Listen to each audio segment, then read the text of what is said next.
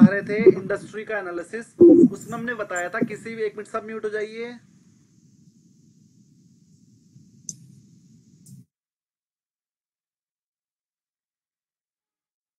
ठीक है, industry analysis सिखाया था, उसके लिए हमने बताया था इंडस्ट्री को समझने के लिए सबसे पहले तो आपको उस इंडस्ट्री की बेसिक चीजें पता होनी चाहिए। जैसे ऑटो इंडस्ट्री में खाली कार और बाइक ही नहीं होती है, मैंने आपको बताया था क्रेन और ये महाबली और ये हाइड्रोलिक पंप्स और ये मशीनरी, और बहुत बड़ी बड़ी कंपनियों में जो मशीनरी होती है वो भी ऑटो कंपनियां बना के देती है। जैसे ट्रैक्टर में यूज होने वाली अलग तरह की, ट्रैक्टर में सिर्फ ट्रॉली भी तो लगती है, पीछे हाइड्रोलिक भी लगती है, अलग अलग तरह की ट्रॉली लग जाती है। ये जो हम ये क्रेन देखते हैं, जैसे महाबली बोलते हैं, सड़क खोदने वाली मशीन, पानी के प्रेशर की मशीन, है ना, ये सब भी ऑटो कंपनियां ही बनाती हैं। यहाँ तक कि अगर आपके एचएल जो आइटम बनाती है उसे कभी कभी मैकेनिकल आइटम की रिक्वायरमेंट पड़ती है, वो ऑटो कंपनी से बनवा लेती है। तो कुछ मशीनें ऐसी होती है जो ऑटो कंपनी ही बना सकती है, वो एचएल नहीं बना सकता। तो वो छोटी सी चीज के लिए फिर वो एचएल ऑटो कंपनी को ऑर्डर देता है। जैसे मान लीजिए उसे तोप बनानी है, तोप बनाने से पहले उसके पीछे गाड़ी भी तो लगानी जो उसे लेकर जाएगी, तो वो जो गाड़ी बनाने का, मोटर बनाने का काम है, वो किसी ना किसी कंपनी को देता है। वो टाटा मोटर को भी दे सकता है, किसी बाहर की कंपनी को दे सकता है, अशोक लीलैंड को बहुत ज्यादा काम देता है इस तरह का वो।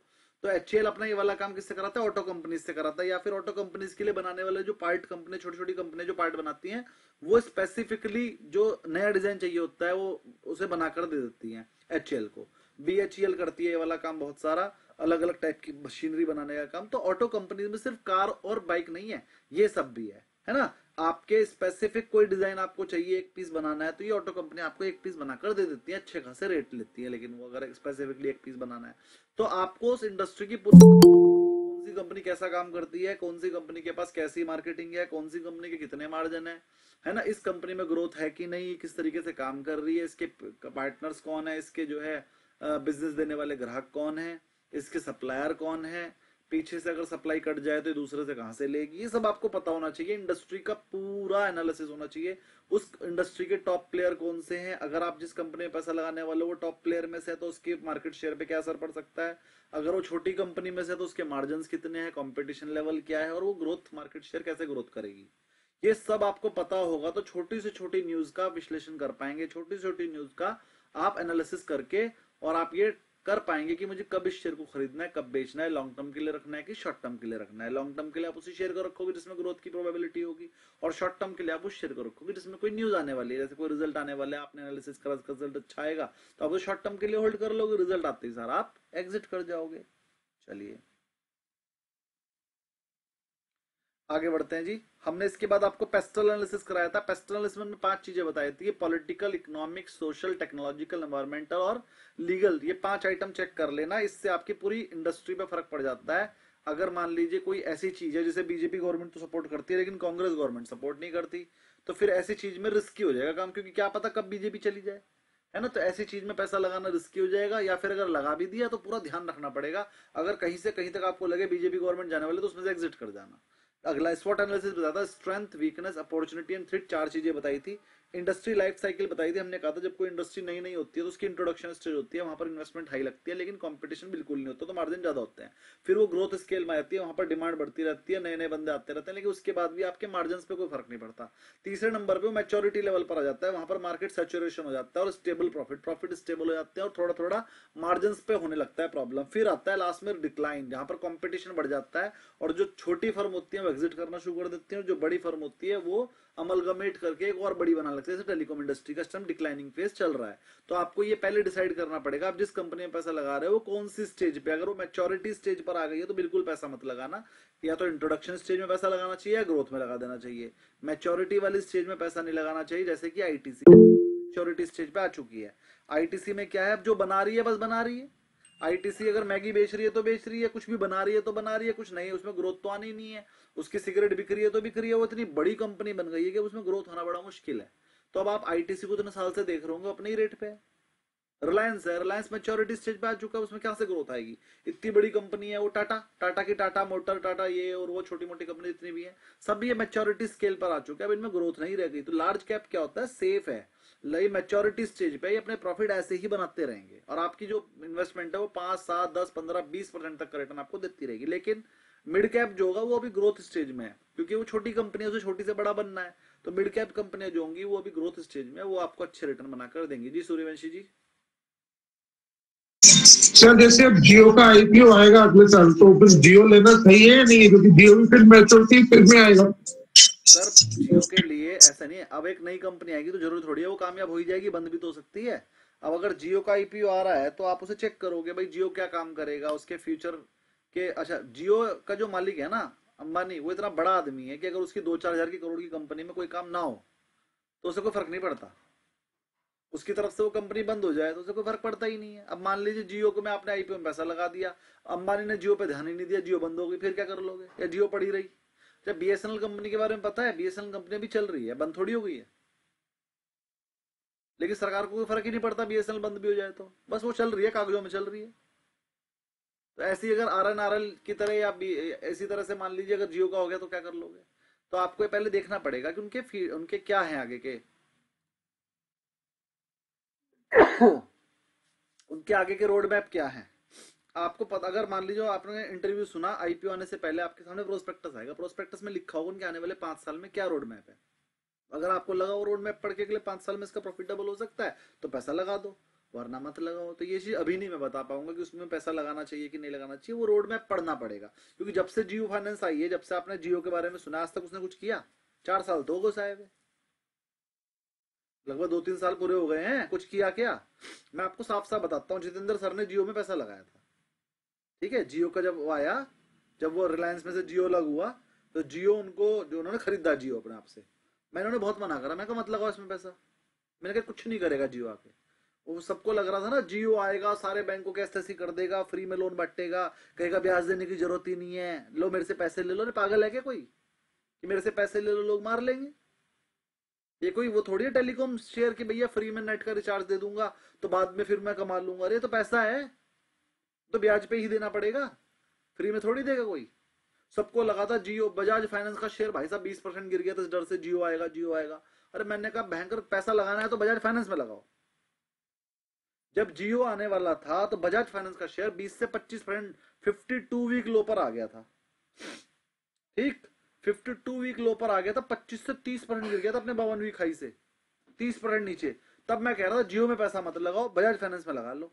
जियो आज भी वही है, 3 साल बाद बजाज फाइनेंस वहां से 5 गुना हो गया 3 साल में, अपने उस लो लेवल से 400 का शेयर 1600 पे आ गया।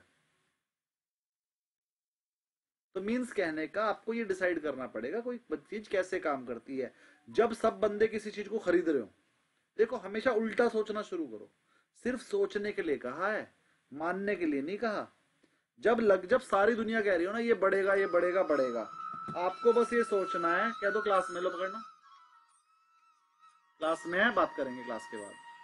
तो आपको सिर्फ ये सोचना है कि कहीं अगर ये गिर गया तो आपको वो वाले रीजंस के बारे में सोचना है कि ये क्यों बढ़ेगा। 5 रीजन अपने आप को बताओ कि ये क्यों बढ़ेगा। अगर आपको लगता है वो बढ़ेगा, आपके पास 5 रीजन है तो खरीदो, ठीक है? चलो अभी बात करते हैं मार्केट बढ़ेगी कि नहीं बढ़ेगी। अभी कल तक सारे बंदे कह रहे थे मार्केट गिरेगी गिरेगी गिरेगी गिरेगी, कल तक सब कह रहे थे ना। मेरे पास आज राघव का कॉल आया, सीए राघवगर दोस्त है मेरा, लगभग 11 बजे, उस टाइम मार्केट पूरी गिरी हुई थी। कह रहा क्या सोचा हुआ आपने? मैंने कहा बढ़ेगी, मतलब खरीद के बैठे हो? मैं कहा मैं तो होल्ड करके बैठा हूँ। कह रहे कहा हूँ? मैंने कहा देख मैं लैपटॉप बंद करके बैठा हूँ, देखूंगा तो दिमाग खराब हो जाएगा, बेचूंगा मैं हूं नहीं, मार्केट ने बढ़ना ही है। कह रहे तो फिर मैं भी खरीद लूँ कुछ? मैंने कहा हाँ। कह रहे कितना खरीद लूँ? मैंने कितनी कैपिटल बची हुई? कह रहा 50 लाख की फ्री पड़ी। मैंने कहा 25 लाख का खरीद ले। मेरे कहते उसने 25 लाख की पोजीशन बना ली, बनाई सेफ करके। कैसे बनाई होगी? 50 लाख फ्री पड़ा था तो 25 लाख की पुटे बेच दी, वो भी दूर की बेचूंगी 25,000 की सेफ करके, है ना? थोड़ी देर बाद फोन आया लगभग 3 बजे, अरे यार मैं सोच रहा था 1 हफ्ते में जीरो होंगे, तो आज ही आधी हो गई। मैं कर लो प्रॉफिट बुक। भाई 8 रुपए की बेची, 1 घंटे बाद ही वो 4 की रह गई, ठीक है ना? उसने सोचा था कि कम से कम मंगलवार तक जीरो होंगी, यानी कि 3 दिन रखने वाला था। जब उसे आज में आधा प्रॉफिट मिल गया, मैंने कहा बुक कर लो, चक्कर में ना पड़ जाता। 4 रुपए की रहेगी ना, निपटाओ काम, मंडे को मंडे देखेंगे। खुश। उसे जो प्रॉफिट 3 या 4 दिन में मिलने वाला था वो 2 घंटे में मिल गया, खुश। तो मीन्स कहने का कि सबकी अपनी अपनी रणनीति है, उसके हिसाब से काम करेंगे। अब अगर मान लीजिए कोई मेरे से पूछे मार्केट क्यों बढ़ेगी, अपने आप को 5 रीजन दू। पहला, मार्केट पिछले 1 साल से बढ़ी नहीं है, तो पिछले 1 साल में कंपनीज की ग्रोथ तो बढ़ी है, कंपनीज के प्रॉफिट पिछले 1 साल पहले जो थे तब मंदी चल रही, तब इतने नहीं थे। अभी मार्केट में कंपनी के प्रॉफिट बढ़े हैं लेकिन मार्केट नहीं बढ़ी, एक कारण। दूसरा, एफआईआई नेट सेलर है पिछले 1 साल से, कभी तो बदलेंगे, कभी तो पॉजिटिव होंगे, मार्केट भागेगी। एक दिन में भगा देंगे, 2 दिन में सारी की सारी। और इतना सेलिंग करने के बाद भी मार्केट गिर नहीं रही, तो कहां से वीक है? जब भागना शुरू करेगी किसी के हाथ नहीं आएगी। अब मेरा जो मार्केट का टारगेट है 35,000 है, अभी तक तो मैं 26-27 ही ढूंढ रहा था। 35,000 का टारगेट है 2 साल के अंदर अंदर, 1-1.5 साल के अंदर अंदर। बहुत बढ़िया टारगेट है 35,000। 25 से 35 का मतलब 40% की रिटर्न है। 2 साल में भी आ जाए तो बेकार नहीं है, मैं तो 1 और 1.5 साल ही बोल रहा हूँ।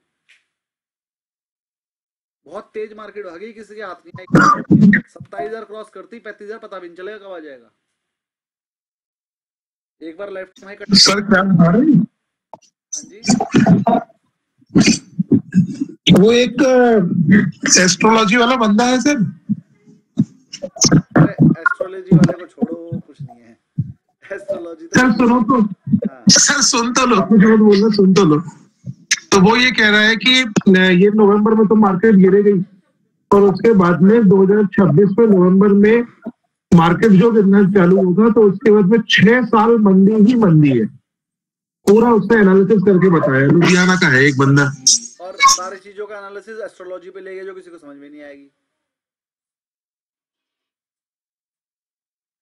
वो चीज की हम क्यों सुने जो हमें समझ ही नहीं है। ऐसे तो मैं भी कह सकता हूँ ना, देखो मेरा एक बाल सफेद हो गया है, ये दर्शाता है कि अगले साल मार्केट में मंदी है। और एक बार जब मैं बच्चा था ना तो मेरे 2 बाल सफेद हुए थे, उस बार मार्केट में 2008 की मंदी आई थी। अब ये उसमें कोई लॉजिक है क्या? मेरे 2 बाल सफेद हुए थे या मेरा 1 बाल सफेद हुआ था? ऐसे ही वो बता रहा होगा अब चांद जो है कर्क रेखा में घुस गया, मकर शांति में घुस गया, वैसा होगा वैसा। मतलब मैं किसी को भी ये नहीं कह रहा हूँ ना मानो, जो मानता है मानते रहो, मैं नहीं मानता। इसलिए मैं ये वाली बात कर रहा हूँ, मैं मजाक नहीं उड़ा रहा हूँ किसी का। क्योंकि कोई कोई मानता है तो उसे बुरा लग जाता है, तो इसलिए मैं नहीं बोल रहा हूँ कुछ भी इसके बारे में। लेकिन मैं नहीं मानता इसलिए मैं सुनता भी नहीं। चलिए पढ़ते हैं, 53 हो गए, पढ़ना भी है। हाँ, इसके बाद मैंने आपको बताया था इंडस्ट्री लाइफ साइकिल, फिर फाइनेंशियल एनालिसिस करने के लिए बताया था, रेगुलेटरी एनवायरनमेंट चेक करने के लिए बताया था, की प्लेयर का मार्केट शेयर कितना है, कैसे वो करते हैं, उनकी उनकी स्ट्रेटजीज क्या है, आप उनसे कॉप अप कर पाओगे कि नहीं कर पाओगे, आप मार्केट शेयर कैसे गेन करोगे, सब कुछ रीजन के साथ, लॉजिक के साथ अपने प्लानिंग कर लेना। उसके बाद ही कोई इंडस्ट्री में पैसा लगाना। फ्यूचर आउटलुक और ट्रेंड चेक करना, रिस्क असेसमेंट। और मैंने कहा था इसके नीचे का आप पढ़ लेना, सब कुछ जो मैंने आपको पढ़ाया है उसी को बड़े अच्छे से बताया था। फिर मैंने एक आपको जियो का केस स्टडी बताई थी और जियो के बाद एप्पल वाली आपको पढ़ने के लिए कही थी। मुझे लगता है आप सबने पढ़ ली होगी। और क्योंकि अभी मैंने पूछा था किसी की कोई क्वेरी है क्या, तो किसी ने हैंड रेज नहीं करा, तो मैं ऐसा मानकर चल रहा हूँ आपकी कोई क्वेरी नहीं है। जिसने नहीं पढ़ी है वो पढ़ लेना, बहुत अच्छी है और बहुत मेहनत करके लिखी गई है, तो एक बार पढ़ लेना इसको। उसके बाद ये ऑब्जेक्टिव क्वेश्चन करने के लिए कहे थे, अगर किसी ने ढंग से पढ़ने के बाद ये ऑब्जेक्टिव क्वेश्चन करे होंगे तो उसका बिल्कुल अच्छे से क्लियर हो गया होगा डाउट, कोई डाउट आएगा ही नहीं, क्योंकि सबके आंसर के नीचे एक्सप्लेनेशन भी लिखी गई है। एक्सप्लेनेशन की वजह से आपको अच्छे से क्लियर हो जाता है। उसके बाद मैंने कहा था ये इकोनॉमिक, ये सब भी मैंने पेस्टल एनालिसिस पढ़ने के लिए कहा था। आज मुझे आपको ये BCG मैट्रिक्स पढ़ाना, बॉस्टन कंसल्टेंसी ग्रुप मैट्रिक्स। तो बॉस्टन कंसल्टेंसी ग्रुप मैट्रिक्स में पढ़ाने जा रहा हूं। इससे पहले किसी की कोई क्वेरी हो तो हैंड रेस कीजिए, वरना आगे बढ़ते हैं। चलिए, आधा घंटा तो हमने इधर उधर में निकाल दिया, पढ़ लेते हैं आधा घंटा। चलिए, बॉस BCG की फुल फॉर्म पेपर में आ जाती है। इसकी फुल फॉर्म क्या है? Boston consultancy group matrix. और ये किसने दी थी? बॉस्टन ग्रुप में नहीं दी थी। चलिए, द BCG मैट्रिक एक स्ट्रेटेजिक टूल है that helps companies analyse their business unit. अब ये क्या बताती है? बिजनेस की यूनिट के बारे में बताती है। मतलब अगर एक बिजनेस की बहुत सारी यूनिट हैं, या कंपनी तो एक ही है लेकिन वो 10 अलग अलग टाइप के प्रोडक्ट में डील करती है, तो हमें कौन से प्रोडक्ट पे ज्यादा ध्यान देना है, कौन से प्रोडक्ट पे कम ध्यान देना है, कौन सी ब्रांच पे ज्यादा ध्यान देना है, कौन से पे कम, किस पे ज्यादा इन्वेस्ट करना है, किस पे कम, ये कंपेयर करती है। क्योंकि सबके पास कैपिटल की लिमिटेंस है भैया, अरबों खरबों तो किसी पे नहीं है। या टाइम किस पे ज्यादा लगाना है, पैसा ही नहीं, टाइम किस पे ज्यादा लगाना है ये भी बताती है। अब जैसे मैं पढ़ाता भी हूँ, मैं सोलर का बिजनेस भी करता हूँ, मेरा कपड़े का बिजनेस भी है, मेरा प्रिंटिंग का बिजनेस भी है, मैंने बुक्स भी लिखी हुई, उनकी पब्लिकेशन भी करनी है, मुझे स्टूडेंट्स का भी ध्यान देना है, और भी मेरे 4 बिजनेस और हैं। लेकिन क्या मैं सब पे टाइम बराबर देता हूँ? किसी 2 बिजनेस पे टाइम ज्यादा दे रहा हूँ, बाकी सब पे कम कम दे रहा हूँ। तो ये डिसाइड मैंने कैसे किया होगा कौन से बिजनेस पे पैसा ज्यादा लगाना है, कौन से बिजनेस में टाइम ज्यादा लगाना है? ये आपको बॉस्टन कंसल्टेंसी ग्रुप थोड़ा सा हेल्प कर देता है करने में। चलिए बताते हैं कैसे।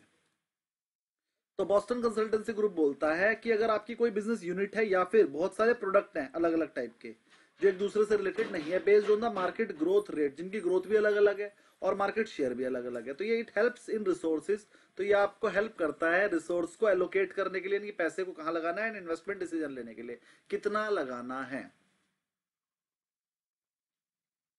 तो आपको ये आपके जो प्रोडक्ट होता है, जो आपके प्रोडक्ट हैं या आपके बिजनेस यूनिट उन चार भागों में डिवाइड करता है। इसके हिसाब से आपकी जो प्रोडक्ट है वो चार तरीके से काम कर रहा है। मार्केट शेयर और मार्जिन के हिसाब से आपका बिजनेस चार तरीके का होता है बॉस्टन कंसल्टेंसी ग्रुप के हिसाब से। फिर वो बताता है कि आपका प्रोडक्ट जिस वाली कैटेगरी का होगा उसे कैसे डील करना है।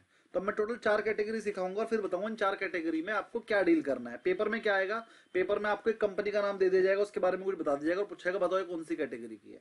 तो इन चार में से एक कैटेगरी आपने पहचाननी पड़ेगी। वो पहचानना तब आएगा जब चार अच्छे से आपको आते होंगे। तो अब जरा ध्यान से समझना, ये आपस में बड़ी कंफ्यूजिंग है। तो अब मैं आपको चार कैटेगरी समझा रहा हूं और बहुत इंपॉर्टेंट है, और इस वाले सेक्शन से ये बॉस्टन कंसल्टेंसी ग्रुप पे कम से कम दो क्वेश्चन आते ही आते हैं। एक पहचानने के लिए आ जाता है और एक थ्योरेटिकल आ जाता है। ठीक है, तो ध्यान से सुनेंगे और समझेंगे। पहला है, नाम है उसका स्टार्स। स्टार हम किसे बोलते हैं सर, उसमें हाई ग्रोथ होती है और हाई मार्केट शेयर होता है। ध्यान समझेंगे और आप खुद बताओगे ऐसी कौन सी कंपनियां हैं। ये क्या होता है, ये मार्केट लीडर्स होते हैं with strong competitive advantage, high revenue growth, इनके रेवेन्यू में भी ग्रोथ ज्यादा हो रहा होता है, बट रिक्वायर्ड सिग्निफिकेंट इन्वेस्टमेंट, और इन इन्वेस्टमेंट की भी बहुत ज्यादा जरूरत होती है to maintain the position. Potential to become cash cows in the future, और इन फ्यूचर ये कैश, लेकिन अभी ये कैश काउ नहीं है। अभी इनकी क्या है, इसके अंदर हाई ग्रोथ होती है और हाई मार्केट शेयर होता है। और कैसे होता है, आगे बढ़ता है। और ये मार्केट लीडर होते हैं और ये ज्यादातर किस में होते हैं, ये इनिशियल स्टेज में होते हैं। इनिशियल स्टेज में होते हैं या फिर ग्रोथ स्टेज में होते हैं। मैच्योरिटी लेवल पे अभी ये नहीं आए होते, या तो ये इनिशियल स्टेज पे है, ग्रोथ स्टेज पे, तभी तो इनके अंदर क्या कहते हैं, हाई ग्रोथ और हाई मार्केट शेयर इनके पास होता है और ज्यादा कैपिटल की जरूरत पड़ती है। इसका मतलब इनिशियल स्टेज में होते हैं। स्ट्रेटेजी क्या होती है इनकी, इन्वेस्ट करते रहते हैं ये to maintain and grow the market share. Market share को ज्यादा से ज्यादा करने के लिए मार्केट में इन्वेस्ट ही करते रहते हैं। ठीक है, उसके बाद फोकस ऑन इनोवेशन, हर बार नई चीज लाने की कोशिश करते हैं, एक्सपेंडिंग द कस्टमर बेस, जिससे कि इनका कस्टमर बेस बढ़ जाए। एग्जांपल, ये एग्जांपल मैं एक साल पहले का बता रहा हूं क्योंकि एक साल पहले वो क्लिक की थी, जरा ध्यान समझिएगा। जियो, जियो इंडियन टेलीकॉम इंडस्ट्री में during its rapid growth phase में है ना। और एप्पल का iPhone with the high market penetration and strong growth, ये दोनों के दोनों अपने आप में लीडर हैं। इनका मार्केट शेयर ज्यादा है, कोई कंपटीशन नहीं है और हाई ग्रोथ सेक्टर में है। तो इसका मतलब ये क्या हो गए, स्टार्स। तो स्टार्स चेक करने के लिए हमें क्या करना है, वह दो चीज चेक करनी है, हाई ग्रोथ होनी चाहिए और मार्केट शेयर हाई होना चाहिए, कंपटीशन लो होना चाहिए। एडवांटेज ये इनकी ये है। तो इसका मतलब मैंने आपको दो एग्जांपल दे दी, एक तो जियो और एक एप्पल का आईफोन जो कि स्टार है। किसी की कोई क्वेरी हो यहां तक तो पूछ लीजिए। सर लेकिन एप्पल अभी इनिशियल स्टेज में तो है नहीं। इनिशियल स्टेज में नहीं, बिल्कुल। अब एक का आंसर देते हैं फिर अगला पूछेगा। एप्पल इनिशियल स्टेज में नहीं है, लेकिन क्या आपको लगता है एप्पल का कोई कॉम्पिटिटर है जो उसे मैच्योरिटी लेवल पर ला देगा, कंपटीशन के चक्कर में उसके मार्जिन कम कर देगा? है एक भी बंदा एप्पल की टक्कर का, कोई बंदा है मार्केट में? जब तक एप्पल की टक्कर का मार्केट में कोई नहीं आएगा वो स्टार बना रहेगा। स्टार मतलब जहां पर लो कंपटीशन हो, हाई ग्रोथ हो और हाई इन्वेस्टमेंट की रिक्वायरमेंट पड़ती है। तीनों कंडीशन को एप्पल सेटिस्फाई कर रहा है, इसका मतलब एप्पल क्या है, स्टार। नेक्स्ट क्वेरी है, किसी को कोई क्वेरी? वेरी गुड, आगे बढ़ते हैं। जब हम चारों समझ लेंगे तो आप इनके बीच में डिफरेंशिएट कर पाओगे। अगला मैं बता रहा हूं कैश काउ। जरा ध्यान समझो, जो स्टार कंपनी होती हैं वो धीरे धीरे धीरे धीरे आगे जाके कैश काउ बन जाती है। अब आपने चेक करना है क्या एप्पल कैश काउ बन चुका है कि नहीं। अभी हम गारंटी नहीं कर रहे कि एप्पल आपका, हम उसे स्टार में ही रखेंगे, क्या पता हम कैश काउ में रख दें। अभी हम कैश काउ पढ़ाएंगे तब देखते हैं वो कैश काउ बना कि नहीं बना, क्योंकि ज्यादातर जो स्टार कंपनियां होती हैं वो धीरे धीरे धीरे धीरे बाद में कैश काउ बन जाती है। अभी कैश काउ होता क्या है, होती एक तरह की स्टार कंपनियां हैं लेकिन बाद में कैश काउ बनती है। कैसे बनती है वो देखते हैं। अगला है कैश काउ। जब एक कंपनी इनिशियल स्टेज में होती है, ग्रोथ स्टेज में होती है, तो वो स्टार होती है, लेकिन फिर वो धीरे धीरे मैच्योरिटी लेवल पर आ जाती है। जब वो मैच्योरिटी लेवल पर आ जाती है उसकी ग्रोथ तो जाती है लो, लेकिन मार्केट शेयर उसका हाई ही रहता है। जैसे जैसे कि ब्रिटानिया, जैसे कि नेस्ले, जैसे कि इन्फोसिस, जैसे कि टीसीएस, जैसे कि आईटीसी, ये सब कंपनियां। अब ये सब कंपनियां क्या है, बहुत पिछले 150 साल से काम कर रही है और मैच्योरिटी लेवल पर आ चुकी है, इनका कोई कंपटीशन नहीं है और जो इनका मार्जिन है वो है ही। अगर मान लो नेस्ले की मैगी चल रही है तो चल रही है, कितना ही कोई आईटीसी वाला बना लिया, कोई बना लो, उसकी मैगी बिकती रहेगी। लेकिन मार्जिन उसके स्टेबल हो चुके हैं। अब ऐसा नहीं कि 5 रुपए की मैगी को 15 में बेच लेगी, वरना आईटीसी की बिक जाएगी। एक स्टेबल मार्जिन पर आ चुकी है, मैच्योरिटी लेवल पर आ चुकी है। और अब कंपनी जो है हर साल इतना कमा कर दे देती है कि उसे अपने पास से और इन्वेस्ट करना नहीं पड़ता है। अब तो वो हर साल डिविडेंड बांट ही रही है और उसे कोई लोन लेने की जरूरत नहीं है, धीरे धीरे लोन भी चुका रही है। वो कैश काउ बन चुकी है। कैश काउ कंपनियां वो जिन्हें अब अगली नई इन्वेस्टमेंट की कोई जरूरत नहीं है। और वो कंपनियां अपने पिछले प्रोडक्ट रेंज से ही इतना कमा लेती हैं कि उनके पास लास्ट में पैसा बच ही जाता है। तो डिविडेंड ज्यादातर डिविडेंड देती हैं और 5-10 साल आती है, लोन वगैरह ज्यादा लेती नहीं है, कोई टेंशन है नहीं, आराम से आपको पैसे देती रहेंगी। उस कंपनी को बोलते हैं कैश काउ। जैसे इन्फोसिस, इन्फोसिस हर 2 साल में बाईबैक लाती है। फिर से बाईबैक आ रहा है उसका जनवरी में, अगर आपको पता हो तो। हर 3-4 महीने बाईबैक आ रहा है इन्फोसिस का। हर साल में 3 बार 4 बार डिविडेंड दे देती है। जितनी भी सरकारी कंपनियां हैं वो सब आपकी सारी कैश काउज है, क्योंकि वो साल में 2-3 बार डिविडेंड देती है। जैसे वेदांता, जैसे कि हिंदुस्तान जिंक, अपनी कैपिटल का 15-15%, 12-12% तो डिविडेंड दे देती है। ये कंपनी सारी की सारी क्या है, कैश काउज। आपको इनके नाम लिख लेने चाहिए, पेपर में इनसे रिलेटेड कोई क्वेश्चन आएगा तो आपको इजी रहेगा बताना। ये कैश काउज है। अब एप्पल के बारे में बात करते हैं। अगर एप्पल को नई इन्वेस्टमेंट की जरूरत नहीं पड़ रही हो और उसके पास कैश भरपूर हो, डिविडेंड दे रही हो, तो फिर वो कैश काउ में आ जाएगी। लेकिन मैं एप्पल के बारे में बता दूं, एप्पल कंपनी ने आज तक 1 भी रुपए का डिविडेंड नहीं दिया है। और उस पर जितना भी पैसा आता है वो अपनी नई उसमें लगा देती है, नए नए नए नए प्रोडक्ट बनाने में अपनी जो है। अभी आपको पता है एप्पल की शॉर्टेज ही रहती है हर टाइम। जितने भी एप्पल के फोन लेना चाहो पूरे मिलते ही नहीं है, हमेशा शॉर्टेज रहती है, क्योंकि उसके पास इन्वेस्टमेंट की कमी है। तो जितना भी प्रॉफिट कमाती है वो उसे रीइन्वेस्ट कर देती है, जिससे कि वो अपनी एक्सपेंशन कर सके और जो उसके प्रोडक्ट की कमी हो जाती है वो ना हो।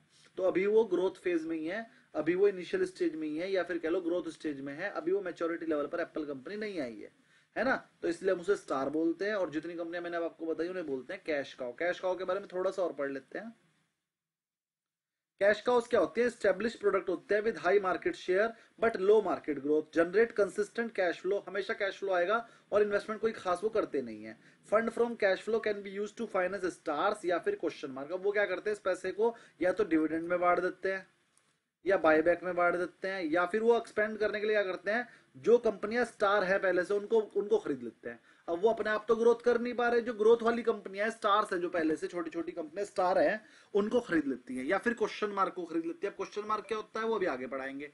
तो ये जो कैश का होती है, इनके पास इतना ज्यादा पैसा होता है, ये ज्यादातर एक्सपेंड करने के लिए दूसरी कंपनियों को खरीद लेती हैं। और वो कौन सी कंपनियों को खरीदती हैं, या तो वो स्टार्स को खरीदती हैं या फिर क्वेश्चन मार्क को खरीदती है। क्वेश्चन मार्क क्या होता है भी आगे पढ़ाएंगे। स्ट्रेटेजी क्या होती है, मेंटेन द पोजीशन, जो पोजीशन आपकी है वो मेंटेन रहे, उससे कम सेल ना हो, मैक्सिमाइज द कैश फ्लो, और सेल हमारी बढ़ती रहे, इन्वेस्ट प्रॉफिट्स इन न्यू अपॉर्चुनिटी, और जो तुम्हारा एक्स्ट्रा प्रॉफिट बचता है उसे नई कंपनियां खरीदने में, नई अपॉर्चुनिटी खरीदने में लगा देते हो। जैसे आईटीसी के पास फालतू पैसा आया तो उसने क्या करा, होटल खोल दिए, और फालतू पैसा आया तो एफएमसीजी में भी घुस गया, और फालतू पैसा आया तो भैया कॉपी किताब भी बनाने लगा, और फालतू पैसा आया तो भैया अब राइस मिल में भी घुस गया, चावल भी बना रहा है, पता नहीं क्या क्या घुस गया कहीं कहीं। तो फालतू का पैसा आ रखा है भैया, कैश काउ बन चुकी है वो आईटीसी। आईटीसी जो है अब कैश काउ बन चुकी है, उसके पास बहुत पैसा है लेकिन ग्रोथ नहीं है। तो वो क्या कर रहा है, और बड़ी बड़ी दूसरी कंपनियां खरीद रहा है ना। जैसे बाबा रामदेव ने क्या करा, रुचि सोया को खरीद लिया और कंपनियों को खरीद लिया। अभी वो कौन से स्टेज में है, अभी वो ग्रोथ स्टेज में है। तो अभी हम उसे क्या बोलेंगे, एक तरह से स्टार बोल सकते हैं, लेकिन स्टार भी नहीं, क्योंकि एफएमसीजी में घुस गया। एफएमसीजी में मार्जिन बहुत ज्यादा होते नहीं है, तो कैश काउ भी नहीं कह सकते, अभी मैं उसे स्टार ही बोलूंगा। लेकिन बहुत जल्दी ही वो कैश काउ में आने वाली है। पतंजलि अगर आप लॉन्ग टर्म के लिए होल्ड करना चाहो तो कर सकते हो। पतंजलि का प्रॉफिट मेरे हिसाब से आने वाले 10 साल में 10 गुना हो जाएगा। बहुत तेजी से ग्रोथ करेगी। पतंजलि के ऊपर लोन नहीं है बिल्कुल भी। जिस दिन उसने लोन लेने का फैसला कर लिया ना, उस दिन वो इतनी तेजी से ग्रोथ करेगी। लेकिन बाबा को ना ये कहता है कि मेरे पे पैसा बहुत है, मुझे लोन की जरूरत ही नहीं है। चलिए जी आगे बढ़ते हैं थोड़ा सा और। एग्जाम्पल क्या है इसमें, Google search engine generating study and revenue. Google search engine ने जो पैसा लगाना था लगा लिया सॉफ्टवेयर बनाने में। अब कोई पैसा लगता तो है नहीं, वो आता ही रहता है। वो जो आता है वो अपने पास रखता है, एक्सपेंड कर लेता है, तो ये कैश का हुआ। Microsoft window operating system in a structure में सैचुरेटेड मार्केट। अब माइक्रोसॉफ्ट ऑफिस जो आपका विंडोज चलती है, एक्सपी, जो आप विंडोज 10 विंडोज 11 डाल रहे हो, ये विंडोज 10 11 बना ली एक बार, अब क्या इसमें बनती ही रहेगी। अब तो अपडेट आती है छोटी मोटी, कोई ज्यादा खर्चा नहीं होता, लेकिन रेवेन्यू आता रहेगा। तो अब इनके अंदर ग्रोथ नहीं है। सबको पता है मेरे को विंडो डालनी है, डल जाएगी, पैसे मिल जाएंगे और वही आएंगे, कुछ नया नहीं आएगा। तो इनमें ग्रोथ नहीं है। कैश काउ कंपनी है, पुरानी कंपनियां हो गई, उन्होंने पैसे बहुत कमा लिए, इनका पैसे आते ही रहते हैं और इनके पास लगाने के लिए भी पैसे की जगह नहीं हो रही, कहाँ लगाएं, इन पे इतना पैसा आता रहता है। इस कंपनी को बोलते हैं कैश काउ। ये लो ग्रोथ वाली कंपनी होती है लेकिन स्टेबल प्रॉफिट की होती है, इनमें 10 से 15% का रिटर्न आपको साल का मिल ही जाता है। ठीक है, और आगे बढ़ते हैं थोड़ा सा। अगली कंपनी का नाम है क्वेश्चन मार्क्स। मैंने अभी बताया था कि जितनी भी कैश काउ कंपनी होती है तो वो स्टार को खरीदती है, क्वेश्चन मार्क को। अब क्वेश्चन मार्क कौन सी होती है? क्वेश्चन मार्क कंपनी वो होती है हाई ग्रोथ है लेकिन मार्केट शेयर लो है। ये क्या बात होगी भाई? मतलब जरा सोच कर देखिए, एक मार्केट में टीचर थे बड़े सारे पढ़ाने वाले, तो मैंने कहा कितने टीचर है भाई तुम्हारे तुम्हारे मार्केट में? भैया 1,000 टीचर है। अच्छा, जो सबसे बड़ा टीचर है वो कितने रुपए कमा लेता है? जो सबसे बड़ा टीचर वो 1,000 करोड़ की सेल करता है। अच्छा, जो एवरेज टीचर है वो कितने की करता है? जो एवरेज टीचर है वो भी 2-4 करोड़ की सेल कर देता है महीने की। अरे जो बिल्कुल बेकार टीचर है वो कितने की करता है? सर बेकार से बेकार टीचर भी महीने के 10-20 लाख तो कमा ही लेता है। अच्छा, और जिसकी तू बात कर रहा है वो कितनी कर रहा है? सर जिसकी मैं बात कर रहा हूँ ना उसकी सेल ही 50 लाख है। 50 लाख की सेल है। हाँ, तो फिर तू उसको बढ़िया टीचर कैसे बोल रहा है? सर देखो, जो बंदे 100 करोड़ की सेल कर रहे हैं ना, सारे खर्चे खुर्चे काट के वो बाद में 50 करोड़ कमा पा रहे हैं। सॉरी, 5 करोड़ कमा पा रहे हैं। मतलब 100 करोड़ की सेल करी, कमाया 5 करोड़, मतलब 5%। और इस बंदे ने 50 लाख की सेल करी, 40 लाख कमा लिया। खर्चा ही कुछ नहीं है, घर में बैठ के ट्यूशन पढ़ा रहा है। तो ये कंपनियां कुछ ऐसी होती है जिन्हें कोई नहीं जानता, लेकिन फिर भी इनके मार्जिन बहुत ज्यादा होते हैं क्योंकि ये बहुत छोटी कंपनियां होती हैं, इनका मार्केट शेयर बहुत छोटा सा होता है, इन्हें कोई जानता नहीं, लेकिन प्रॉफिटेबिलिटी बहुत ज्यादा होती है। ऐसी कंपनियां क्वेश्चन मार्क होते हैं। क्या? या तो खत्म हो जाएंगी भाई, 4 बच्चे पढ़ा रहा तू, कल को वो 4 भाग गए तो खत्म। तो या तो ये खत्म हो जाएंगी या फिर वो 4 के 400 हो जाएंगे।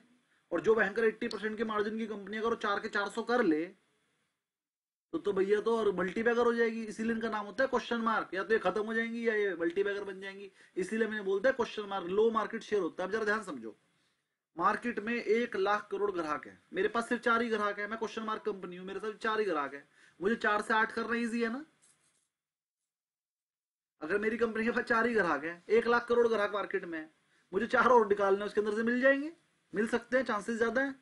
तो मेरे को अपनी कंपनी का रेवेन्यू डबल करना, मेरे को अपनी कंपनी का प्रॉफिट डबल करना इजी है, तो मेरे लिए ग्रोथ करना बहुत इजी है। लेकिन आईटीसी जैसी कंपनी के 1 लाख करोड़ ग्राहक पहले से 2 लाख करोड़ कर सकेगी क्या? वो एक कंपनी जो पहले से मैच्योरिटी लेवल पर पहुंच चुकी है, 1 लाख करोड़ ग्राहक, उसके पहले से क्या 2 लाख करोड़ कर लेगी? नहीं कर सकती। तो छोटी कंपनी को ग्रोथ करना एकदम इजी होता है, बड़ी कंपनी को ग्रोथ करने में थोड़ी प्रॉब्लम आएगी, वो मेंटेन ही कर ले वही बड़ी बात है उसके लिए। तो छोटी कंपनी जो क्वेश्चन मार्क कंपनी होती है, मल्टी बैगर बनती है या फिर खत्म हो जाती है, हाई रिस्क हाई रिटर्न होता है। तो इन्हें कैसे पहचानोगे आप? इनके पास मार्केट शेयर कम होता है लेकिन प्रॉफिटेबिलिटी रेशियो की ज्यादा होते हैं, यही इसमें लिखा हुआ है, चलिए पढ़ते हैं। तो इसमें क्या होता है, हाई ग्रोथ होती है लेकिन लो मार्केट शेयर होता है। तो operate in high growth market, एक तो ये कंपनी हाई ग्रोथ मार्केट में काम कर रही है but have a low market share, लेकिन अभी इसे कोई ज्यादा लोग नहीं जानते, छोटी सी कंपनी है। पोटेंशियल टू बिकम स्टार, या तो स्टार बन जाएगी कल को या फिर ये फेल हो जाएगी और उसे फिर क्या कहेंगे, डॉग। रिक्वायर्ड सिग्निफिकेंट इन्वेस्टमेंट, इसे इन्वेस्टमेंट की जरूरत पड़ती है। इंक्रीज मार्केट शेयर इंक्रीज करने के लिए स्ट्रेटेजी क्या होती है, एनालाइज पोटेंशियल फॉर ग्रोथ, सबसे पहले तो पता लगाते हैं कहां पर ग्रोथ मिलेगी मुझे, फिर इन्वेस्ट कर देती है वहां पर। Invest if there is a chance of gaining market share, divest if growth prospects are weak, और अगर लगता है ग्रोथ नहीं मिलेगी तो वहां से डाइवेस्ट करते हैं। Example, Tesla early electric vehicle model in a growing EV market. Tesla ने आज से 10 साल पहले ईवी मार्केट में कदम रख लिया था। उस टाइम पर क्या थी वो, उसके पास वो बहुत बड़ी कंपनी नहीं थी उस टाइम पर, लेकिन आज के टाइम पर टेस्ला इतनी बड़ी कंपनी है, गूगल से बड़ी कंपनी बोलते हैं टेस्ला को। ईवी में तो, ईवी में और ऑटो में सबसे बड़ी कंपनी में गिना जाता है टेस्ला का नाम, लेकिन आज से 10 साल पहले वो सबसे छोटी कंपनी थी, नई नई शुरू हुई थी। आगे बढ़ते हैं, new fintech startup with high growth potential but uncertain outcome, जैसे फोन पे, छोटी कंपनी थी लेकिन कितनी बड़ी बन गई, पेटीएम। पेटीएम कंपनी को स्टार्ट करने में कितने पैसे लगे? एक सॉफ्टवेयर बनाया होगा पेटीएम, बस बन गई, स्टार्ट हो गई कंपनी। कितने रुपए का सॉफ्टवेयर होगा? 5 लाख का मान लो, 10 लाख का मान लो, चलो 50 लाख का मान लो। 50 लाख में कैप बन गई पेटीएम की, मार्केट में डाला, आरबीआई से लाइसेंस लिया, चलो 50 लाख, 1 करोड़ हो गए होंगे। 1 करोड़ का लाइसेंस भी मिल गया, 1 करोड़ में उसका ऐप भी बन गया, लोगों ने शुरू कर दिया, देखो कितने 1000 करोड़ की कंपनी बन गई। जी रामू जी बोलिए। सर जैसे इसमें लिखा है कि लो मार्केट शेयर, अगर आप इंडिया में देखें सर तो पेटीएम फोन पे तो मोस्टली यूपीआई के लिए दोनों ही प्रेफर्ड है ना। हाँ, जब शुरू हुई हाँ। थी तब कौन जानता था पेटीएम को? मूंगफली अपना बारकोड चिपकाया उन्होंने। हम कहते थे चाइना की कंपनियां भाग जाएगी सर मोबाइल रिचार्ज के लिए होता था। अगर नोटबंदी ना हुई होती तो पेटीएम को कोई जानता भी ना। नोटबंदी उसके लिए एक सबसे बड़ा अपॉर्चुनिटी थी उस टाइम।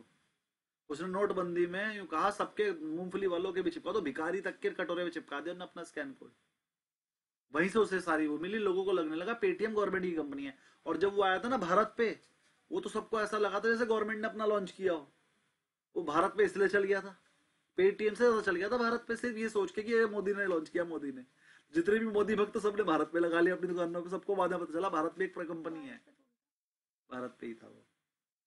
चलिए आगे बढ़ते हैं, थोड़ा सा समझते हैं अब इसको फिर से। हाँ तो डॉग समझते हैं अब क्या है। सर ये हाँ बोलिए। सर मैं पूछ रहा हूँ, जैसे फोन पे वगैरह है, पैसा अपन ने भेजा निकाल लिया, खाते में चला गया, फोन पे को क्या प्रॉफिट होता होगा सर? सोचिए,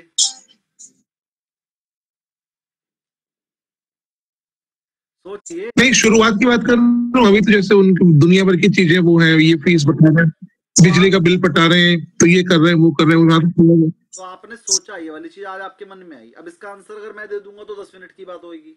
अब आप ऐसा करिए, 2-3 दिन बाद इसका आंसर आप लेकर आइए कि कंपनी ने, फोन पे ने जो शुरू में कई हजार करोड़ रुपए खर्च करे थे अपने स्कैन कोड मार्केट में सबकी दुकानों पर तक पहुंचाने के लिए।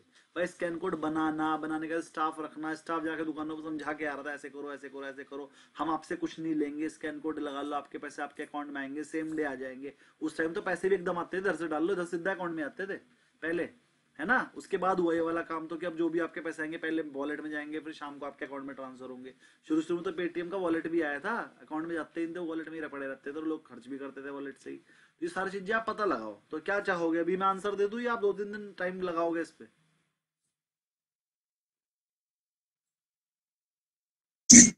सर आंसर दे दीजिए। अच्छा, मतलब मेहनत करने का मन नहीं है।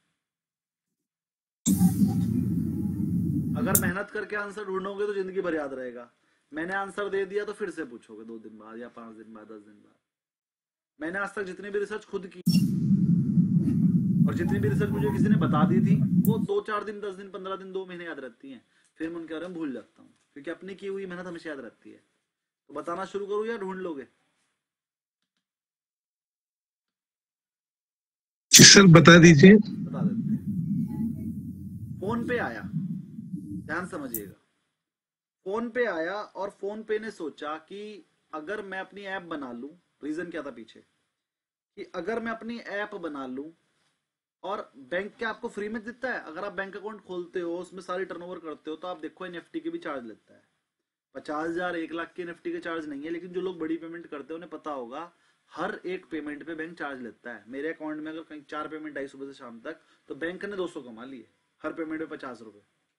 मैंने अगर किसी को पेमेंट करी तो चेक से इशू करूंगा, हर चेक पे पेमेंट लगती है 10-11 रुपए की। फिर जब मेरी चेकबुक खत्म हो जाती है और मैं नई चेकबुक इशू कराता हूँ तो 500 रुपए लग जाते हैं।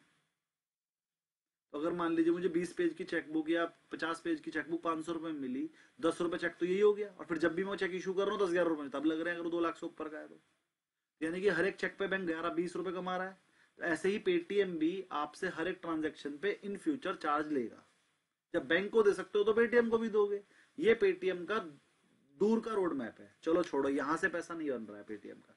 पेटीएम का पैसा कहां से बन रहा है मैं वो बताता हूँ। आप कभी भी पेटीएम ऐप खोल लो, अगर आपकी टर्नओवर बढ़िया है तो आपके पास एक ब्लिंक हो, एक मैसेज आएगा पॉपअप होकर कि आपको 2 लाख रुपए का लोन दे रहे हैं हम, 11% पे ले लो। और अगर आप उस पर क्लिक करोगे तो अंदर जाके पता चलेगा पेटीएम नहीं दे रहा वो लोन। वो लोन कौन दे रहा है? कोई भी कंपनी दे सकती है, आदित्य बिरला फाइनेंस हो सकती है ना, या पिना वो मुथूट फाइनेंस हो सकती है, पूना पूना वाला फिनकॉर्प हो सकती है। कई सारी कंपनी ना, पेटीएम इनसे पैसे लेता है कि भैया मेरे पास इतना बड़ा डेटाबेस है। मेरे पास डेटाबेस होने के साथ साथ मैं तुझे ये भी बता रहा हूँ वो एक महीने में कितने की शॉपिंग कर लेता है, कितने के बिल पे कर देता है, कितने का इलेक्ट्रिसिटी बिल पे करता है, कितने की उसकी किस्तें चल रही है पहले से। तुझे कुछ चेक करने की जरूरत है, सारा डेटा मेरे पास है। तो पूना वाला फिनकॉर्प कहता है मुझे ऐसे कस्टमर दो जिनकी टर्नओवर 1 करोड़ से ऊपर हो, तो पूना वाला फिनकॉर्प को वो वाली वो दे देता है। तो इस बात के वो उससे कहता है भैया तुमने मेरे से 100 कस्टमर का डेटा लिया, ला मुझे 10,000 रुपए दे। तो एक कस्टमर के 100 रुपए वो ले लेता है। फिर वो कहता है इन कस्टमर्स को तू लोन में कन्वर्ट करके दे। वो आपको पॉपअप देता है भैया लोन लेना है तो ले लो, बस आपने उस पर क्लिक किया। और अगर आपने पूना वाला फिनकॉर्प से लोन ले लिया तो जो भी लोन आपको मिलेगा उसका 1 या 2% पेटीएम को मिल जाएगा। उसके बाद पेटीएम कहता है भैया मेरे ब्रोकर अकाउंट भी है मेरे पास, तुम शेयर ट्रेडिंग भी मेरे वाले डीमेट से करो। तो आपको क्या लगता है पेटीएम का खुद का डीमेट अकाउंट है? उसने किसी कंपनी से टाई अप किया है। जब आप उसके प्लेटफॉर्म पे ट्रेडिंग करोगे तो उसमें जो ब्रोकरेज मिलेगी, उसका सारा का सारा सिस्टम बनाया किसी और कंपनी ने, सारा इन्वेस्टमेंट किया उसने तो सिर्फ आप ग्राहक को वहां पहुंचा दिया। इस बात की आधी ब्रोकरेज ले लेगा। तो अल्टीमेटली जितनी भी ब्रोकरेज बनेगी उसमें से आधा पेटीएम को मिलेगा। फिर उस ब्रोकरेज के टाइम पर जो पैसा आएगा जाएगा, वो पैसा कहाँ रहेगा? पेटीएम के पास रहेगा, यहां से उसे प्रॉफिट होगा। पेटीएम, जब भी आप पेटीएम ऐप खोलते हो वहां पर कुछ एड्स भी नजर आते हैं, जैसे आप वहां से कुछ खरीद भी सकते हो, शॉपिंग भी कर सकते हो, आप टिकट, रेलवे टिकट भी बुक करते हो। जब रेलवे टिकट बुक करते हो IRCTC पेटीएम को कमीशन देता है, प्लस वो आपसे चार्ज भी लेता है। आपने टिकट बुक करा 500 रुपए का, लेगा 510 रुपए, वो 10 रुपए किसकी जेब में गए? पेटीएम की जेब में। लेकिन ये सब होगा कब? जब उसके पास बंदे होंगे उसकी ऐप पे। अगर उसके ऐप पे बंदे होंगे ही नहीं तो सब होगा ही नहीं, इसलिए उसने कहा ऐप फ्री है, ऐप फ्री में यूज करो, पैसे मंगाओ, पैसे भेजो, बढ़िया सी ऐप बना दी। गवर्नमेंट वाली भीम ऐप इतनी नहीं चल रही, इतनी पेटीएम चल रही है आज भी। गूगल पे नहीं चल पा रहा, फोन पे नहीं चल पा रहा, पेटीएम चल रहा है, क्योंकि बहुत बढ़िया ऐप है। मैं खुद पेटीएम यूज करता हूँ, मेरे पास सारी ऐप है, फोन पे वगैरह सब है, लेकिन मैं करता यूज पेटीएम ही। मतलब मेरी बैंक की ऐप में यूज नहीं करता, HDFC की, पेटीएम यूज करता हूँ, वो जल्दी जाता है पैसा, कुछ ढूंढना ही नहीं है, फट से स्कैन करो हो जाएगा, लैग भी नहीं है। तो ये चीज, तो पेटीएम को इन चीजों से फायदा हो रहा है। और आगे आगे कैसे होगा वो बता देता हूँ। पेटीएम टिकट भी बुक करवाता है मूवीज के, उसमें भी उसे कमीशन मिलती है। पेटीएम मतलब एक ऐसा ब्रोकर हो जाएगा कि अभी वो ओला के ऐप भी बुक करवाएगा ट्रेन के टिकट के साथ साथ। मतलब पेटीएम क्या, जैसे अभी आप क्या करते हो, कुछ भी खरीदना तो मोबाइल उठा लेते हो ना, लेकिन मोबाइल पर कमाने वाले 100 लोग हैं। फिर क्या होगा, आपको कुछ भी मन में आएगा ना, आप सबसे पहले पेटीएम खोल लोगे। आपके मन में कुछ भी आएगा, आपको गेम खेलना है, वो पेटीएम के गेम्स भी आ गए हैं। मतलब आपको अपनी गर्लफ्रेंड से बात करनी होगी, उसके लिए भी आप पेटीएम ऐप, ऐसा भी होगा। पेटीएम अपना फेसबुक भी ले आएगा, पेटीएम अपना व्हाट्सएप भी ले आएगा, पेटीएम अपना कार ऐप भी ले आएगा, ओला भी ले आएगा, रैपिडो भी ले आएगा, खाने पीने की चीजें भी यही बेचेगा, जोमेटो भी यही बन जाएगा। मतलब पेटीएम के जो आगे के टारगेट हैं वो सिर्फ ये है कि अभी का टारगेट ये है, मार्केट शेयर बढ़ाओ, ज्यादा से ज्यादा लोग पेटीएम ऐप का यूज करें, और जितने लोग ज्यादा पेटीएम ऐप का यूज करेंगे उतना उसका रेवेन्यू बढ़ेगा। कैसे? आदित्य बिरला वाले कहते हैं, भैया तू जितनी टर्नओवर तेरे पे ज्यादा है उतना हम तुझे ज्यादा देंगे। जोमेटो वाले बोलते हैं, भैया पेटीएम के थ्रू जितने ऑर्डर आएंगे हम तुम्हें कमीशन देंगे। टिकट वाले बोलते हैं, भाई जितने टिकट तू बेचेगा तुझे उतना मिलेगा। टिकट कौन खरीदेगा पेटीएम पे? जो पेटीएम यूज करता होगा। मैंने आज तक जितने भी टिकट यूज करे हैं वो पेटीएम से करे हैं। उससे पहले मैं IRCTC की साइट पे जाके करता था, भैया टिकट बुक हो ही नहीं पाता था। उससे ज्यादा तो मैं हाथ जोड़े कहता था, भैया ऑपरेटर को पैसे दे देंगे, ब्रोकर को 20 रुपए फालतू लेगा, उसी से करवा लेंगे। मतलब गवर्नमेंट की साइट इतनी बेकार थी। और जब से पेटीएम पे, वही साइट है पेटीएम पे भी, लेकिन पेटीएम से करो तो वो चलती है, गवर्नमेंट वाली साइट से करो वो चलती नहीं। तो पेटीएम अपने आप में कुछ दे रहा है ना, ये है पेटीएम का फायदा। उसने स्टार्टिंग में हजारों करोड़ क्यों वेस्ट करे? जिससे कि वो जो इतना बड़ा क्राउड है वो मेरे ऐप पर आ जाए, क्योंकि क्राउड आएगा तो बिजनेस चलेगा, क्राउड गया तो बिजनेस खत्म। अब वो आपको क्रेडिट कार्ड भी इशू कर रहा है, क्रेडिट कार्ड स्वैपिंग मशीन भी इशू कर रहा है, यहां से भी उसे इनकम आती है ना। तेल वाले भी बोलते हैं, भैया आपका क्रेडिट कार्ड यूज करके अगर कोई तेल भरवाएगा तो हम उसे भी डिस्काउंट देंगे, आपको कमीशन भी देंगे। ठीक है, क्रेडिट कार्ड यूज करवाने से भी इसकी वैल्यू बढ़ती है। दूसरा, जितने ज्यादा लोग पेटीएम को यूज करेंगे तो RBI का एक रूल होता है, भाई इतने करोड़ की टर्नओवर पे मैं तुझे स्मॉल फाइनेंस बैंक बना दूंगा, इतने करोड़ की टर्नओवर में तुझे बैंक, इतने करोड़ की टर्नओवर पे मैं तुझे रजिस्टर्ड बैंक बना दूंगा, मतलब HDFC जैसा। तो वो भी तो पूरी हो रही है। और जैसे जैसे इसके पास लाइसेंस आता रहेगा वैसे वैसे अपने बैंक खोलेगा। कल को एग्जैक्टली पूरे बैंक खोलेगा HDFC, क्या पता कल को HDFC को खरीद ले पेटीएम। तो सूर्यवंशी जी, मुझे लगता है आपको पेटीएम की रोड मैप समझ में आई होगी, वो कैसे काम करना चाहता है। और ये वाला काम फोन पे भी करना चाहता था, भारत में भी करना चाहता था, वो नहीं कर पाए। गूगल पे भी करना चाहता था, वो नहीं कर पाए, पेटीएम ने कर लिया। इसी कारण से पेटीएम के पास कुछ ना होते हुए भी उसका शेयर भागता है, बस लॉन्ग टर्म टारगेट की वजह से। अब अगर वो लॉन्ग टर्म में, अभी वो क्या है कि पेटीएम क्वेश्चन मार्क, अभी वो क्वेश्चन मार्क है, उसकी ग्रोथ ज्यादा नहीं है पेटीएम की, लेकिन या तो मल्टी बैगर हो जाएगा या खत्म हो जाएगा। अभी वो क्वेश्चन मार्क में है पेटीएम। जी बद्रीनारायण जी, क्वेरी बोलिए। No, sir. I think there are many revenue models as well. One is they also have a wallet. आप wallet में डालते हो, 2-3 दिन भूल जाते हो, they will use that money. And on the vendor side, लेकिन अब वॉलेट तो खत्म हो गया, किसी भी बंदे ने वॉलेट में पैसा डाल ही नहीं रहा है कोई। लेकिन था वो बहुत बढ़िया मॉडल था। पहले क्या होता था, आप लोग अपने वॉलेट में 500 से 1000 रुपए रखते थे, 1000 2000 किसी किसी वॉलेट में, मेरे वाले वॉलेट में 25 30 हजार इकट्ठे हो जाते थे। लेकिन जैसे ही आरबीआई ने कहा ना ये पैसे का गलत यूज कर रहा था, वो क्या कर रहा था, आप लोगों के पैसे को यूज कर रहा था। तो आरबीआई को पता चला, आरबीआई बना दिया सारी की सारी फिनटेक कंपनियों के लिए कि वो अपने वॉलेट को अपने अकाउंट से लिंक कराएंगे, क्योंकि उस टाइम पर क्या था, जिन लोगों को ब्लैक पैसा रखना था वो वॉलेट का यूज करते थे अपने ब्लैक इनकम इधर उधर करने के लिए। इसलिए पेटीएम के पास कई हजार करोड़ रुपए इकट्ठा हो गए, जो कि ब्लैक बताना नहीं होता था।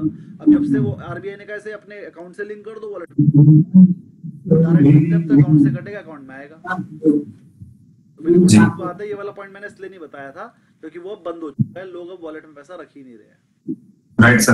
Second is they will also, this vendor side of it, they will do the settlement next day. So they have a cash for 24 hours in their account. जब भी हम पे करते हैं वो आवाज आता है कि they received it, but the settlement will happen in 24 hours. That is the second revenue model. Third dangerous one is the data. Everyone is paying via Paytm. They know who is spending where on what. They are selling that data in the backend.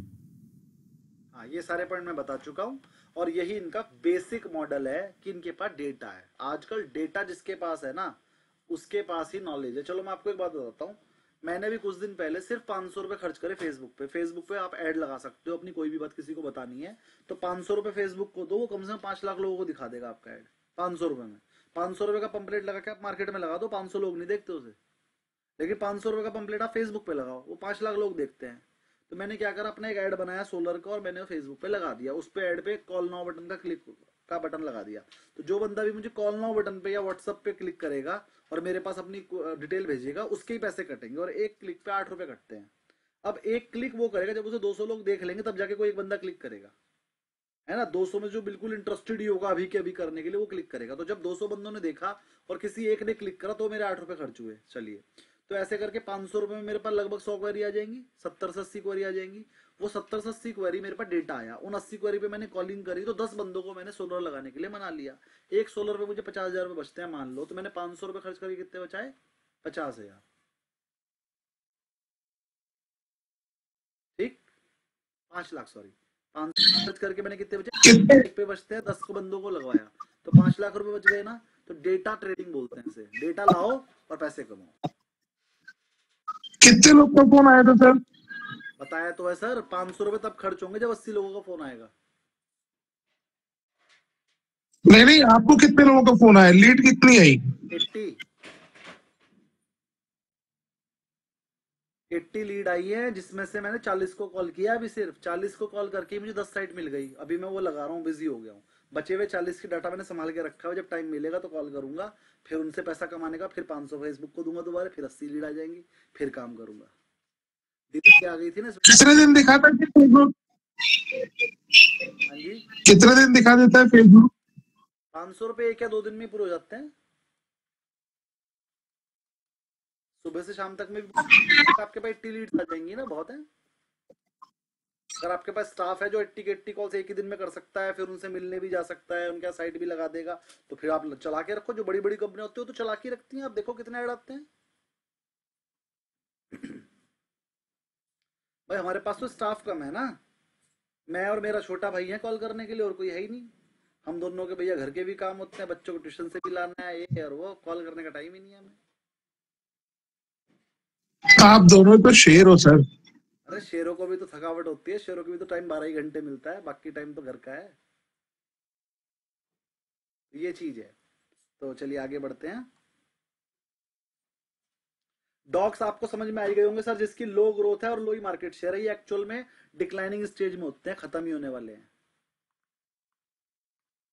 क्या होता है, week market position होती है, लो growth market में होते हैं, generate minimal negative cash flow होता है इनका, ऑफन कंसीडर फॉर डिसएडवांटेज या डिसकंटिन्यूएशन के बिल्कुल स्ट्रेटजी खड़ी होती है। इनकी स्ट्रेटजी क्या होती है भैया, डाइवेस्ट करो, बेच दो सब कुछ, डिसकंटिन्यू कर दो, reposition of the niche market, और भैया छोटे लोगों को सस्ते आइटम बेचो, minimize the investment, maximize the return before existing, कोशिश करो जाने से पहले जितना कमा सको कमा लो। एग्जांपल ब्लैकबेरी स्मार्टफोन जो निमटने वाला है in the declining mobile market, Yahoo search engine जो बिल्कुल ही निमट गया, ओवर शेडोड बाई गूगल, जैसे ही गूगल आया याहू निमट गया, हालांकि मैं याहू ही यूज करता हूं अभी तक। तो बीसीजी मार्केट में मैंने 4 चीजें बताई। अब देखो मैंने इसको ऐसे बना दिया याद रखने के लिए, ऐसे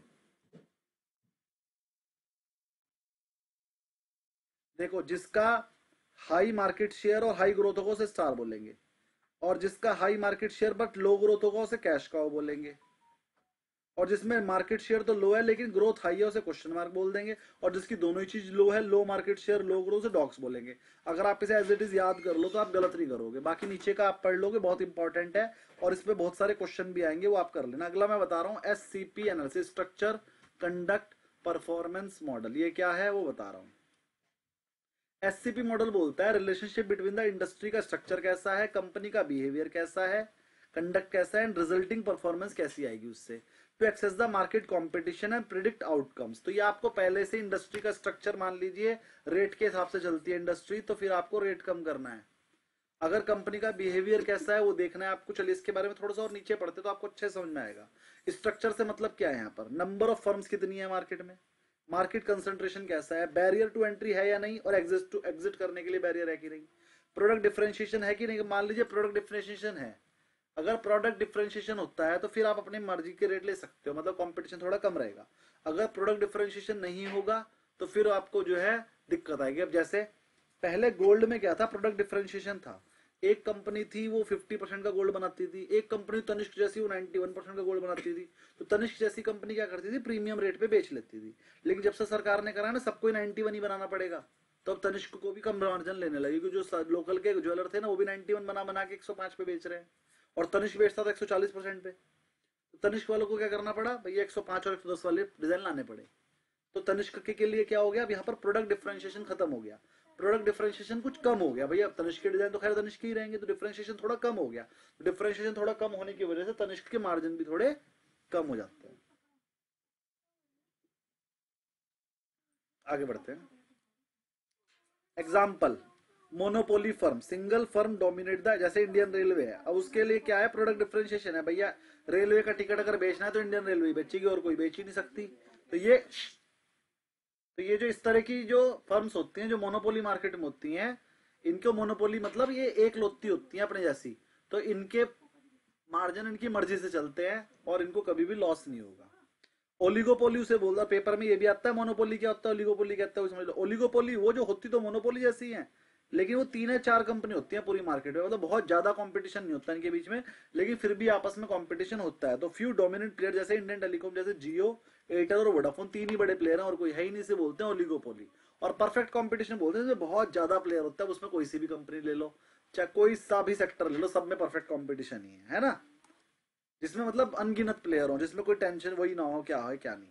तो इसे बोलते हैं मार्केट का स्ट्रक्चर। सबसे पहले तो हम स्ट्रक्चर तय करेंगे, मोनोपोली है कि ओलिगोपोली है कि परफेक्ट कंपटीशन है।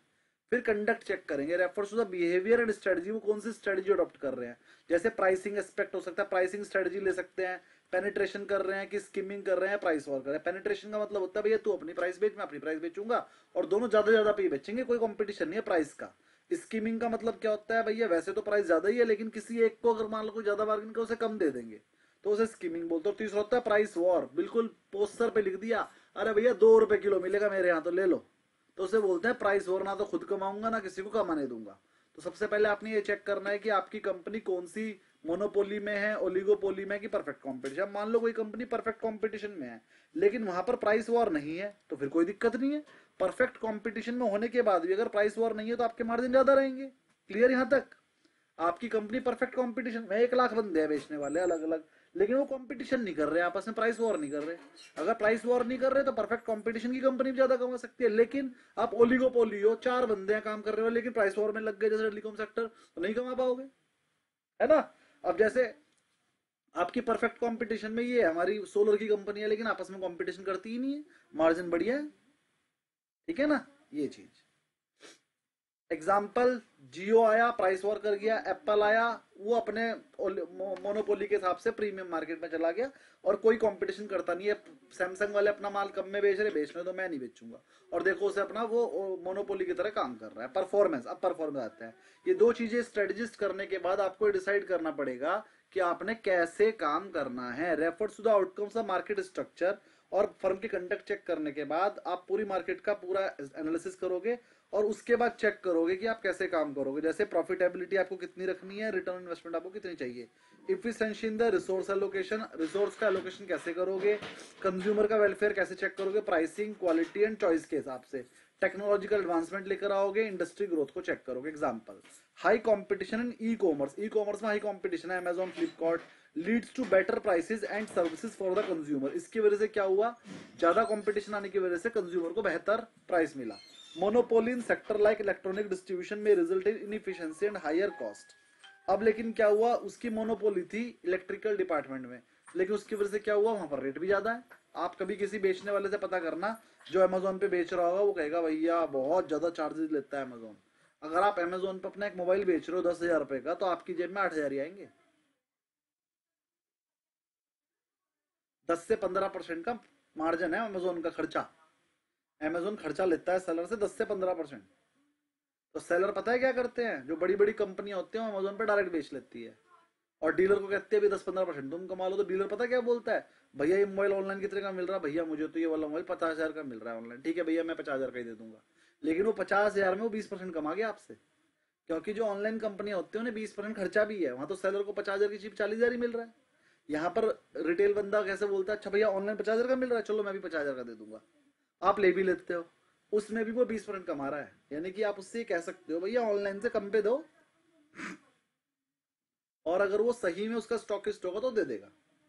लेकिन क्या है कि आप जानते हो जो आपके घर के पास वाला वो स्टॉकिस्ट नहीं है, वो तो स्टॉकिस्ट से ले रहा है। तो स्टॉकिस्ट उसे क्या बोलता है, भैया ऑनलाइन से 2,000 रुपए कम पे दूंगा, 2,000 तेरे। तो वो ऑनलाइन से 2,000 जितने भी कम पे मिल रहा है, 2,000, 5,000, 4,000 वो उसके हैं, वो आपको ऑनलाइन प्राइस पे भेज देता है। ठीक है, आगे बढ़ते हैं। ये आप पढ़ लोगे बीच का। ये की लीवरेज रेशियो बता देता हूं कि चलो की लीवरेज रेशियो थोड़ा सा उसका पार्ट है न्यूमेरिकल का, वो कल बताएंगे। यहां तक पढ़ के आना है आपने। लीवरेज रेशियो न्यूमेरिकल पार्ट है, कल मैं न्यूमेरिकल पार्ट कराऊंगा और ये बहुत इंपॉर्टेंट है। इस पे 5 से 10 क्वेश्चन आते हैं और फिर उसके बाद ये लेसन खत्म हो जाएगा। 5 मिनट का पार्ट है वो, 5-10 मिनट का वो कराने के बाद मैं नेक्स्ट चैप्टर कराऊंगा कल को, मतलब कि अब नेक्स्ट जो मंडे को होगा। ये सारे के सारे बैक क्वेश्चन करके लाने, इसमें एक भी न्यूमेरिकल नहीं है, ये आप कर लोगे। छोटे मोटे 1-2 न्यूमेरिकल आएंगे वो भी आप कर लोगे। और उसमें सबसे इंपॉर्टेंट क्वेश्चन ये वाला है जो कई बार पूछ भी चुके हैं सब, और ये पेपर में भी कई बार आ चुका है, सेम टू सेम क्वेश्चन। इसका आंसर याद करके चले जाना। मैं कह रहा हूँ फिगर भी सेम आती है पेपर में वाले क्वेश्चन की। तो 7th चैप्टर पढ़ाएंगे मंडे को, छोटा सा वो न्यूमेरिकल वाला पार्ट कराने के बाद। अगले चैप्टर का नाम है कंपनी का एनालिसिस, बिजनेस एंड गवर्नेंस। हम कंपनी का एनालिसिस कैसे करते हैं, इसके अंदर स्वॉट एनालिसिस आ गया पहले नंबर पे। मैं आपको पहले ही पढ़ा चुका हूं तो ये नहीं पढ़ाऊंगा, ये आप खुद पढ़कर आएंगे। स्वॉट एनालिसिस जो मैंने पहले पढ़ाया उसी को थोड़ा सा और अच्छे तरीके से बताया है यहाँ पे। तो ये स्वॉट एनालिसिस आप पढ़ के आएंगे, और स्वॉट एनालिसिस के बाद ये थोड़े से क्वेश्चन है ये भी कर लाएंगे, और एक केस स्टडी है ये भी आप करके लाएंगे। ठीक, इसके बाद हम इसमें पढ़ाएंगे पेस्टल एनालिसिस, जब आप करके ले आएंगे तो 7th चैप्टर भी ज्यादातर हमने पढ़ा ही दिया, उसको अलग से पढ़ाने की जरूरत नहीं पड़ेगी। मैं देख लेता हूं एक बार।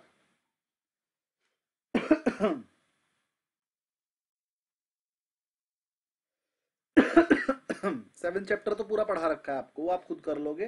कंपनी एनालिसिस का मैंने 8 चैप्टर, यहाँ पर वही न्यूमेरिकल वाला पार्ट है जो मैंने वहां पर अभी छुड़वाया है, तो वो न्यूमेरिकल वाला पार्ट मैं कर लूंगा। 7th चैप्टर आप पूरा पढ़ के उसके बैक क्वेश्चन कर लाएंगे। 8th चैप्टर में वो न्यूमेरिकल वाला पार्ट है जो 6th चैप्टर का मैंने अभी छुड़वा दिया है। तो 6th चैप्टर का न्यूमेरिकल पार्ट मैं कराऊंगा आपको, उसके बाद 8th चैप्टर कराऊंगा। 7th पार्ट हो चुका है, सब कुछ मैं पहले ही पढ़ा चुका हूँ 7th का, वो आप कर लोगे। और आपने अब 6th वाले के सारे बैक क्वेश्चन करने हैं और 7th वाले के सारे बैक क्वेश्चन करने हैं। और मैं आपको जो टेस्ट दे चुका हूँ पहले से, उसमें से आप टेस्ट नंबर ई कर लेना। बैक क्वेश्चन सॉल्व करने के बाद संडे में टेस्ट नंबर ई और एफ कर लेना, यानी कि ABCDEF 6 टेस्ट हो जाएंगे अब आपके। जिसने नहीं किए वो कर लेना,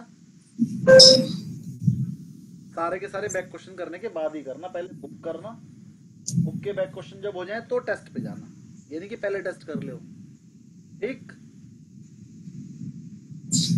तो कैसी लगी ये वाली क्लास?